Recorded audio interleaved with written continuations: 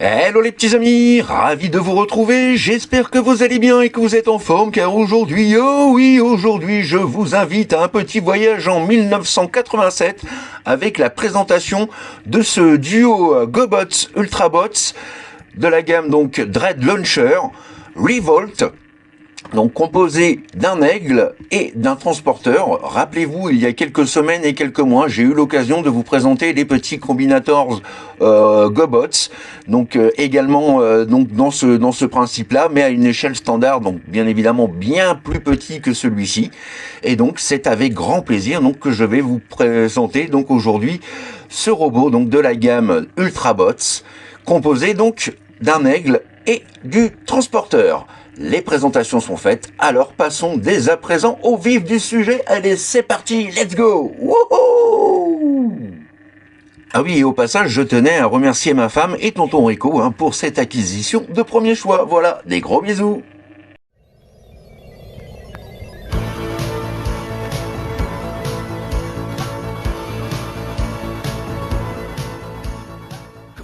Et attardons-nous donc d'un peu plus près sur ce petit duo, comme je vous le disais, donc sorti en 1987, sorti initialement donc et distribué aux États-Unis par Tonka, puis par la suite donc en France par Bandai. À savoir pour la petite anecdote, donc que c'est les trois modèles donc disponibles de cette gamme Ultrabots ne sont pas sortis au Japon. Et oui, des fois ça change. Et nous commencerons donc les présentations par le petit aigle juste ici. Alors, je vais le déclipser, hop là, donc de son transporteur, que je mets pour l'instant de côté.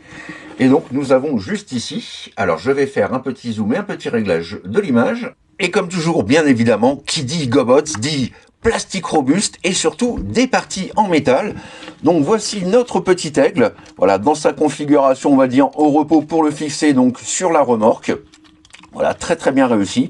On voit ici toutes les parties essentielles des articulations qui sont renforcées en métal, ce qui a permis donc au jouet de relativement bien vieillir, on va dire, pour un jouet de 87. Voilà, il se porte plutôt bien.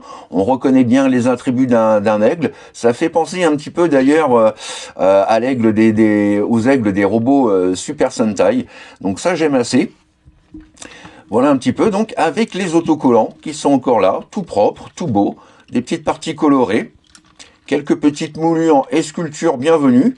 Et donc en termes de gimmick sur celui-ci, bien vous pouvez donc lui donner, bien sûr, lui déployer ses petites ailes. Et si vous le souhaitez, hop, voilà, positionner ses pinces comme ceci. Voilà, si vous souhaitez donc l'exposer ou lui donner, hop, l'impression que notre aigle va prendre son envol. Et vous pouvez même donc placer les griffes vers l'avant si vous souhaitez que votre GoBot puisse attraper donc voilà les gentils puisque notre petit Revolt ici n'est autre qu'un renégat, donc un méchant. Et voilà donc pour le petit aigle bien foutu, on a des petits, vous voyez, des petits détails ici, moulures et sculptures vraiment très propres. Voilà, des petits propulseurs à l'arrière. On aperçoit ici donc bien le cucu, la tête. En dessous, les ports de fixation pour le relier donc sur son transporteur, et puis un petit peu d'autocollant ici. Voilà, vraiment très sympa, simple, sobre, efficace. Il faut savoir que ces trois modèles qui existent, donc on en a deux où les véhicules secondaires donc sont des animaux, et un où on a un transporteur et une véritable navette. Voilà pour les infos. Donc véritablement très bien articulé. Pour un jouet de cette époque-là. Franchement, pas grand-chose à dire, j'aime beaucoup, je le trouve vraiment très sympathique. Et ce sera tout donc pour notre petit aigle. On passe ensuite donc à notre transporteur. Voilà, là encore très bien réussi. Malheureusement sur mon exemplaire, il me manque donc un panneau juste ici. Pour le reste, il est complet donc à 99,9%. Alors ce n'est pas de la gamme GoBots le plus beau transporteur que j'ai vu. On a même du mal à se dire qu'il s'agit d'un véhicule. Heureusement, on a ici, vous voyez, des petites chenilles avec de vraies petites roulettes, donc voilà, qui nous qui nous confie, qui nous garantit donc qu'il s'agit d'un transporteur. Voilà, sinon en termes d'attributs, ben voilà, il n'y a pas vraiment de cabine. C'est un peu, voilà, je trouve que cette partie-là n'est pas la plus réussie des deux. On retrouve juste ici donc un autocollant avec donc la piste d'atterrissage et de décollage donc de notre aigle. Voilà. Par contre, en termes de finition, vous voyez, on a vraiment voilà de très très jolis détails pour l'époque. Là encore, hein, nous sommes dans du plastique et dans du métal. Au niveau de l'undercarriage, voilà ce que ça donne, hein, comme je vous disais, donc on a des petites roulettes ici et on en a une également donc sur la partie avant de la cabine. Ici nous avons un grand vide, on se doute bien que les jambes se trouvent donc voilà à ce niveau là. Voilà, le véhicule roule plutôt pas mal et comme je vous disais, donc on peut le positionner notre petit aigle dessus, voilà, hop, hop, pour que notre duo de renégats, donc voilà, puisse aller se friter avec les gentils. Hop, et voilà, je mets la queue comme ceci. Et voilà, donc pour la configuration à l'atterrissage, ou la configuration donc posée sur son transporteur. Et vous pouvez également placer votre petit aigle de cette façon-là pour simuler eh bien, donc le décollage imminent donc, de cette partie volante. Petite photo de famille de notre Revolt aux côtés donc d'un GoBots à l'échelle standard. Et oui, hein, on voit bien la différence de taille et d'échelle, c'est assez impressionnant.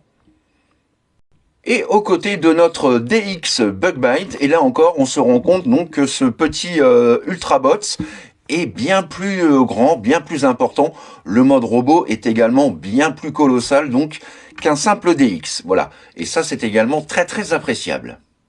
Et petit délire bien sympa que je me suis amusé à faire, et oui, notre bon vieux GoBots donc est compatible avec les effets de feu, de tir et d'impact des Transformers, voilà, précurseur déjà bien avant l'heure.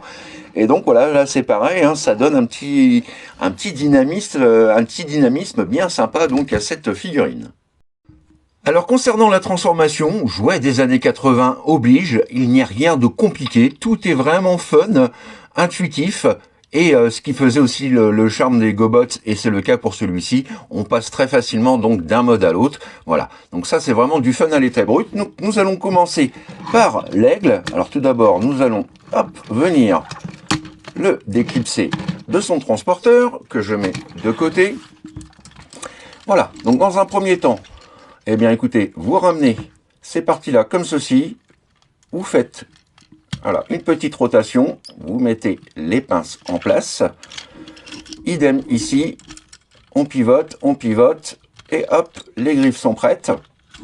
Dernière chose donc, vous rabaissez voilà, la petite crête arrière, et vous remontez donc voilà, cette partie-là comme ceci à l'avant. Et pour terminer, on abaisse voilà, les ailes comme ceci vers le bas, et nous avons donc déjà la première partie de transformer avec la connectique juste ici, donc pour le relier à la partie basse, c'est-à-dire le transporteur. Donc je mets notre petit aigle de côté et nous allons passer à présent au transporteur. Alors concernant donc le transporteur, là encore, hein, c'est vraiment très intuitif. Donc dans un premier temps, on vient rentrer la cabine voilà, du mode véhicule, on la clipse bien, on la lock bien. Ensuite, vous faites une rotation voilà, de ce qui va former donc les jambes comme ceci vers le bas. Ensuite, vous rabattez les panneaux ainsi, hop, voilà. Vous étirez de façon donc à obtenir donc voilà toutes les jambes, et pour finir, on vient positionner ces pièces là comme ceci, donc qui vont former les pieds, voilà. Et nous avons donc la partie basse. Et pour finir, plus qu'à fusionner donc voilà, les deux parties ensemble, hop, comme ceci.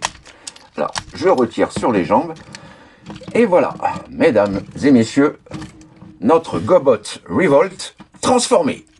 Yes!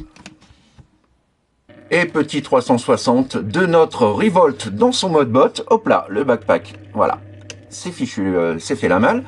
Que dire, les proportions sont propres, sont soignées. La taille du robot est assez conséquente, pas de gros backpack. Je le trouve vraiment, voilà, vraiment très chouette.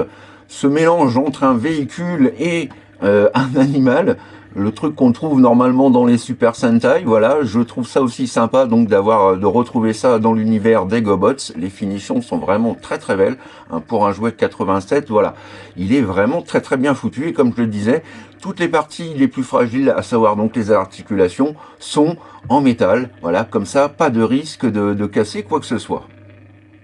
Et petit zoom sur le visage, alors ce n'est certes pas le plus beau que j'ai eu l'occasion de voir, mais voilà, il fait son taf. Avec un casque entièrement chromé, et puis donc la visière des yeux en bleu métallique. On retrouve donc les petits autocollants ci et là sur notre petit robot, enfin petite façon de parler, hein, c'est vraiment une très très belle pièce. Alors concernant les articulations, jouet des années 80 et en plus Combiner oblige, les articulations sont assez limitées, mais on retrouve quand même l'essentiel, à savoir donc les bras que vous pouvez, hop là, pivoter à 360. Voilà, les bonnes vieilles ratchets en métal.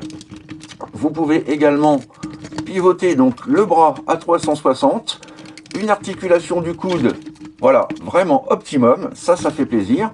Et puis donc les serres qui font office de pince que l'on peut également donc bouger. Le bassin est fixe normal puisque il y a la connectique hein, pour relier les deux robots. Au niveau des jambes, alors, vous pouvez avancer et reculer cette dernière, donc on peut quand même, voyez, faire un grand écart latéral. Voilà, donc un peu plus d'articulation quand même qu'un GoBots conventionnel, on va dire. Donc voilà, hein, ça fait vraiment son taf. Et le pied, mais bon, ça ne vous servira pas à grand chose, que l'on peut baisser et relever, voilà, mais c'est possible. Voilà donc pour les articulations, ça fait son taf, c'est correct, c'est honnête. Bref, validé par votre papy. Petite photo de famille à présent aux côtés de mes trois duos et plutôt donc combinators que j'ai eu l'occasion de vous présenter donc il y a quelques semaines et quelques mois, que vous pouvez retrouver d'ailleurs dans ma playlist Machine Robot GoBots. Voilà, on voit tout de suite hein, que la taille de ce DX est juste incroyable. Voilà, aux côtés donc des trois petits combinators. Et pour finir, donc petite photo de famille et par la même occasion comparatif d'échelle, aux côtés de notre DX Bug-Bite, cette fois-ci dans son mode bot. Et voilà, on remarque tout de suite hein, que ce combinator Ultra Bots est juste énorme, super grand donc par rapport à un DX traditionnel. Voilà, je suis super fan. J'espère vraiment pouvoir trouver les deux autres par la suite. Ça a été difficile de l'avoir et de le compléter. Donc bon, je me doute que pour trouver les autres, ce sera pareil, un gros challenge. En tout cas, voilà, je suis bel et bien heureux de l'avoir dans ma collection. Pour moi, c'est une petite pépite. Et pour donc le repasser en mode véhicule, eh bien là encore, hein, c'est vraiment très simple. Voilà, donc vous avez un petit poussoir ici qui permet, vous voyez, le locage du bassin au reste du second véhicule. Donc ça, c'est vraiment bien pensé. Donc vous appuyez sur le petit poussoir juste ici de façon, voilà, à débloquer l'ouverture. Voilà. Ensuite, vous replacez donc votre petit aigle comme ceci. Hop, on remet les pinces ainsi. Hop, idem ici, rotation, tac, tac, voilà, nous avons donc notre aigle à nouveau, voilà, transformé, voilà, qui est quand même plus propre, et donc pour notre transporteur, eh bien même chose que tout à l'heure, hein, également, donc vous rabattez les pieds comme ceci vers l'arrière, voilà, vous pressez sur les jambes pour les rentrer, vous rabattez et juste avant de rabattre le panneau, vous montez donc voilà cette partie là comme ceci, vous tirez sur la cabine de façon à la sortir et pour terminer donc vous venez rabattre les panneaux qui se trouvent voilà au-dessus de notre transporteur et plus qu'à venir donc poser et loquer voilà notre aigle et le voilà transformé. Vous voyez, en quelques secondes, c'est fait. Et ça, c'était vraiment fun également pour l'époque. On n'avait pas à se prendre la tête et passer des heures à passer d'un mode à l'autre. Bref, vous l'aurez compris, il s'agit d'un véritable coup de cœur pour votre papy. Voilà les petits amis, c'est ainsi donc que s'achève ma revue du jour consacrée à ce plutôt fort sympathique GoBots de la gamme Ultrabots ou encore Dread Launcher Revolt. J'espère que cette revue vous a plu, vous a permis pour les uns de découvrir ce jouet vraiment culte pour toute une époque, et pour les autres donc de le redécouvrir, bien entendu.